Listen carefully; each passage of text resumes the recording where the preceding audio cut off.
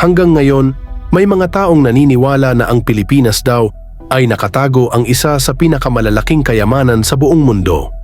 Isang kayamanang iniwan noong digmaan at hanggang ngayon wala pa ring nakakakuha. Ang tanong, totoo ba ito? O kwento lang ng matatanda?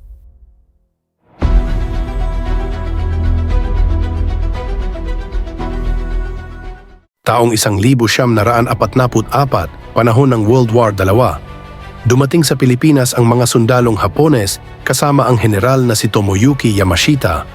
Sinasabing dala nila ang sandamakmak na kayamanan galing daw sa China, Thailand, Malaysia, Burma at Singapore. Hindi lang daw ginto, may diamonds, antique statues, ancient scrolls at mga dokumentong hindi pa kayang i-translate hanggang ngayon.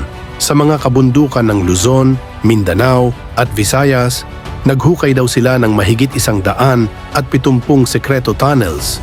Yung iba, nasa kuweba, yung iba, malalim sa lupa, yung iba, nakatago sa ilalim mismo ng simbahan, school at government buildings. Bago sila umalis, giniba nila ang mga tunnel para walang makahanap.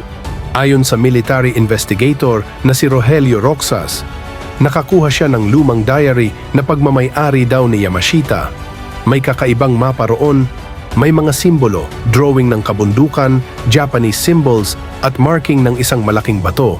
Noong 1971, si Rogelio Roxas daw ay nakahanap ng isang tunnel entrance sa Baguio. Pagpasok niya, nakita ang isang sementadong pader. Binuksan nila at doon isang malaking gold Buddha statue at gold bars na nakalagay sa wooden boxes. Pero bago pa nila mailabas lahat, dumating ang military, kinuha ang lahat. Hanggang ngayon, nawala ang mga ebidensya.